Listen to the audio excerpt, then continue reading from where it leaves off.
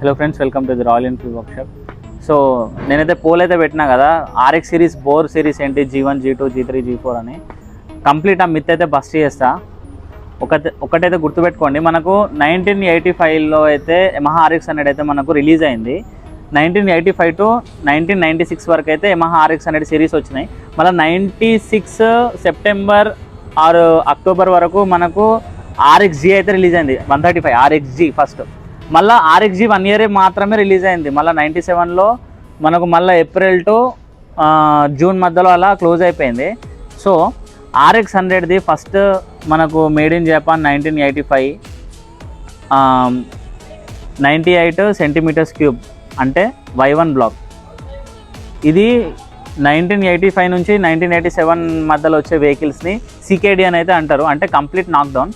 Completely vehicle అయితే manufacturing మనకు జపాన్లో అవుతాయి, కానీ అసెంబుల్డ్ మాత్రం ఇండియాలో అయినాయి. అవి CKD యూనిట్స్ అంటారు వాటిని, కంప్లీట్లీ నాక్డౌన్ సిరీస్. దాని బోర్స్ వచ్చేసి మనకు Y1 Y2. దాని బోర్ మీద ఎప్పుడైనా చూడొచ్చు. ఇప్పుడు ఫర్ ఎగ్జాంపుల్ ఇది 100 బోరు, ఇదైతే G3 అంటే లాస్ట్ సిరీస్ యమహా 98cc అనే అయితే అవుపిస్తుంది కదా, దాని మీద అట్లయితే ఉండదు. 98 సెంటీమీటర్స్ క్యూబ్ అని అయితే ఉంటుంది. ఇటు వచ్చేసి అయితే దీనికి G3 అని ఉంది ఇక్కడ. దాని తర్వాత ఇండియన్ యూనిట్స్ అయితే లాంచ్ అయినాయి, అంటే కంప్లీట్ మ్యానుఫ్యాక్చరింగ్ ఏమో జపాన్లో, అండ్ ఇంపోర్ట్స్ పార్ట్స్ చేసుకొని కంప్లీట్ మనకు వెహికల్ బిల్డప్ అయితే ఇక్కడనే చేసేది. అది 87 టు 90 వరకు మళ్ళీ G1 బోర్ వచ్చింది. దాని మీద యమహా 98cc G1 అని ఉంటుంది. దాని తర్వాత ఇక మనకు 91, 92 పీరియడ్లో G2 వచ్చింది. మళ్ళీ 94, 95లో G3 వచ్చింది. లాస్ట్కి RX 100 12 volts కూడా వచ్చింది వెహికల్. అందులో వచ్చేసి మనకు G4 బ్లాక్స్ అయితే వచ్చినాయి. సో ఇదైతే RX 100. మనకు RXGలో ఫస్ట్ అయితే 1996 RXGలో మనకు E1 బ్లాక్ అయితే వచ్చింది, E1. అండ్ మనకు RX 135లో E2 వచ్చింది, E3 వచ్చింది, E4 వచ్చింది. సో మనకు మళ్ళీ 1997లో 5 స్పీడ్ అయితే వచ్చింది. దాని అయితే 40L00 అయితే మనది 135, 40L10 అయితే 135 5 స్పీడ్ బ్లాక్. సో మనకు దాని మధ్యలో డిఫరెన్స్ ఏముంటాయంటే, ఇప్పుడు ఫర్ ఎగ్జాంపుల్కి ఇదైతే 135 బ్లాక్, ఇదైతే 1 ఇయర్ క్యాలిపరు.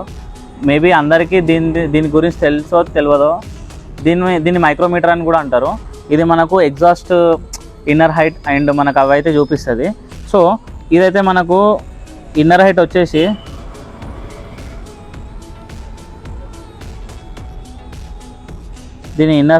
మనకైతే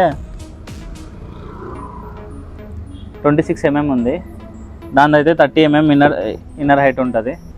ఎగ్జాస్ట్ అయితే మనకు RX 4 స్పీడ్ అండ్ 5 స్పీడ్కి difference diversion ports, intake ports and exhaust ports.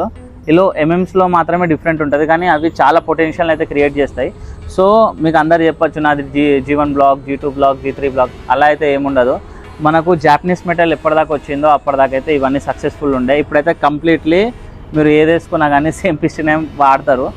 మీకు పర్ఫార్మెన్స్ వైజ్ ఉండాలంటే definitely you have to go with over sizes. నేను యాజ్ యూజువల్లీ ప్రీవియస్ వీడియోలో అయితే మీకు చెప్పిన కదా, always go with over sizes for best performance and mileage. So ఇదైతే G1 G2 G3 G4 ఇదైతే అన్నీ క్లియర్ కదా. సో మనకు మళ్ళీ 1L7లో క్యాటలిటిక్ కన్వర్టర్ వచ్చింది. 1L6లో మళ్ళీ మనకు మినీ క్యాట్ కూడా వచ్చింది, టైగర్ సిరీస్ అని కూడా అంటాం దానికి. సో మీటర్ వచ్చింది. ఆ వెహికల్ అయితే టైగర్ మోడల్ అని అంటాం. దానికి మినీ క్యాటలిటిక్ కన్వర్టర్ అయితే వస్తుంది వెహికల్కి. ఫస్ట్ మనకు 1L1 అంటే RX 100 6 volts, 1L2 అంటే RX 100 12 volts. దాని తర్వాత 1L3 RXZ 4 స్పీడ్. దాని తర్వాత మనకు 1L5 అయితే ఆబ్వియస్లీ RXGR 135 4 స్పీడ్. దాని తర్వాత 1L7 అయితే RX 135 5 స్పీడ్. సో మనకు 4UU లాస్ట్ది 4UU అనేది RXG 5 స్పీడ్ అన్నట్టు క్యాటలిటిక్ మోటార్స్.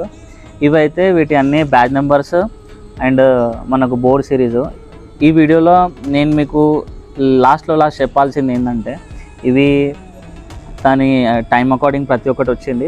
కానీ అందరు అనుకోవచ్చు Y1 ఉంది నాగరా బ్లాక్, G1 ఉంది, G3 ఉంది, అలా జాపనీస్ బ్లాక్ అట్లేం ఉండదు. మనకు ఒరిజినల్ పిస్టన్ ఉన్నంత రోజులు బండిలో పికప్ ఉంటుంది. అవి లేవు, స్లీవ్ చేసిల్లంటే పికప్ అయితే ఉండదు చెప్పినట్టు. సో మనకు ఇవన్నీ పర్ఫార్మెన్స్ ప్యాక్ ఉండాలంటే ఓవర్ సైజెస్కి పోవాలి. మనం నేను ప్రీవియస్ వీడియోలో చెప్పినట్టయితే top pro, TKRG made in Japan, NP racing ఇటువంటివి ఉన్నాయి కదా, ఇవైతే మనం వేసుకోవచ్చు. సో ఈ వీడియో ఇక్కడితోనే కంప్లీట్ చేద్దాం. మరిన్ని ఇంట్రెస్టింగ్ టాపిక్స్తోనైతే మీ ముందుకు వస్తా. Until then bye, love you all, see you.